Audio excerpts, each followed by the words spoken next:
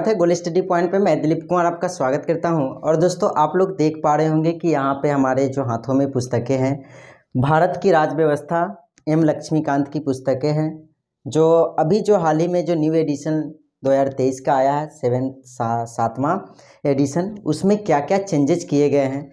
आपके पास अगर 5th addition है, 6th एडिशन है या और कोई एडिशन है तो आपके लेना चाहिए या नहीं, क्योंकि मेरे पास पहला वाला भी एडिशन है। तो मैं इस एडिशन में क्या क्या चीज़ें चेंजेस किए गए हैं वो सारे डिटेल आप लोगों को बताऊंगा। अगर आप लोग किसी भी एग्ज़ाम की तैयारी कर रहे हैं तो बहुत सारे जो सिविल सेवा परीक्षा की तैयारी कर रहे होते हैं, जो शुरुआती फेज़ में होते हैं ना, वो हमसे बहुत बार पूछते हैं। ऐसे मेरे वीडियोज़ बहुत सारे हैं जो इस चैनल पर मैंने बुक का रिव्यू या किसी भी तरह गाइडेंस से रिगार्डिंग मैं डालता हूँ, तो उसमें बहुत सारे लोग पूछते हैं कि कमेंट में कि क्या एम लक्ष्मीकांत पढ़ ले या और प्रकाशन के आते हैं पुस्तकें उसको पढ़ ले। जैसे कि कोई पूछता है महेश कुमार बनवाल पढ़ ले कि और पुस्तकें पढ़ ले कि एनसीईआरटी 6 से लेकर 12 तक सही होंगे, क्या सही होंगे, वो सब चीज़ें पूछते रहते हैं। तो मैं उस डाउट को पहले क्लियर करना चाहूँगा कि आपको क्या करना चाहिए। सबसे पहले देख लीजिए कि आपको अगर सिविल सेवा परीक्षा यूपीएससी, बीपीएससी या अन्य किसी एग्ज़ाम सिविल सेवा परीक्षा की तैयारी कर रहे हैं, तो ऐसे तो आपको जब आंसर राइटिंग मेंस में जाएंगे, पीटी के बाद जब मेंस में पहुंचेंगे,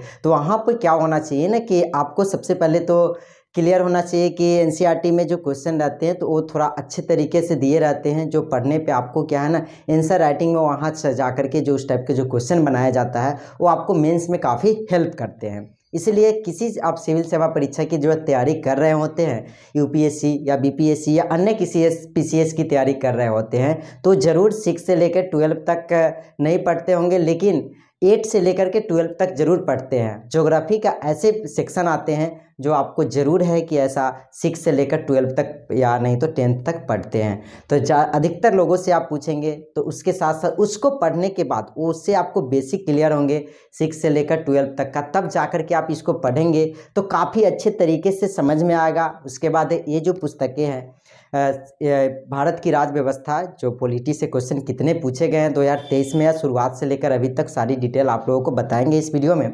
तो क्योंकि सबसे क्वेश्चन पूछे ही जाते हैं, पॉलिटी से क्वेश्चन तो पूछे ही जाएंगे, और सेक्शन से भी पूछे जाते हैं, मॉडर्न हिस्ट्री वगैरह से भी, लेकिन इससे आपको क्वेश्चन पूछे ही जाते हैं। पॉलिटी सेक्शन को इग्नोर नहीं किया जा सकता। इसलिए आप इस पुस्तक को कोई और प्रकाशन बताया कोई भी, लेकिन इस पुस्तक को ही आप पढ़िए। अगर एनसीईआरटी ख़त्म हो चुका है तो अन्य बहुत सारे नोट्स आ जाएंगे, बहुत सारे मार्केट में नोट्स उपलब्ध होते हैं, तो वो सब पे आप बार बार फोकस करेंगे तो आप भटक जाएंगे। इसीलिए आपको क्या करना है, एक ही पुस्तक को अगर इसी को आप पढ़ना शुरू कर रहे हैं ना, तो इसी को आप 5 से 6 बार पढ़ जाइए, आपको अच्छे से क्लियर हो जाएंगे। तो चलिए पहले बता दूँ क्या क्या चीज़ें चेंजेस किए गए हैं। आप लोग देख पा रहे होंगे कि यहाँ पे जो 7वां संस्करण है, आप यहाँ पे सबसे पहले बात कर लूँ तो इसकी मोटाई आप लोग देख पा रहे होंगे, और इस तरह से इसका जो बैक कवर है और ये पे आपको ये जो देख पा रहे होंगे। उसके बाद है कि इसमें जो देखेंगे कंटेंट की मैं बात करूँ तो यहाँ पे आएंगे तो पहले तो ये इस तरह से दिया गया, जो पहले जो हर एक बुक में रहते हैं, इसके पहले वाले भी प्रकाशन में। उसके बाद है कि आगे बढ़ेंगे तो 7वें संस्करण के बारे में पूरी डिटेल दिए गए हैं कि क्या क्या चीज़ें इसमें परिवर्तन किए गए हैं इस संस्करण में। आप यहाँ पे देखेंगे तो इस संस्करण में नए अध्यायों का समावेशन है, एक नया विशिष्ट समावेशन है। उसके बाद इसमें क्या है, नए अध्याय में 2020, 2021, 2022 और 2023 के प्रारंभिक प्रश्न के और उसके उत्तर को पूरा समावेश किया गया है। फिर उसके बाद यहाँ पे देखेंगे तो 2020, 21, 2022 के मुख्य प्रश्नों का समावेशन किया गया है। फिर अगला देखेंगे तो यूपीएससी प्रारंभिक एवं मुख्य परीक्षाओं में प्रश्न विभाजन का अध्ययन रूप में प्रस्तुतिकरण है। कई विषयों पर आधारित अतिरिक्त अध्ययन सामग्री का समावेशन है, और विभिन्न अध्यायों में नए विषयों का समावेशन है।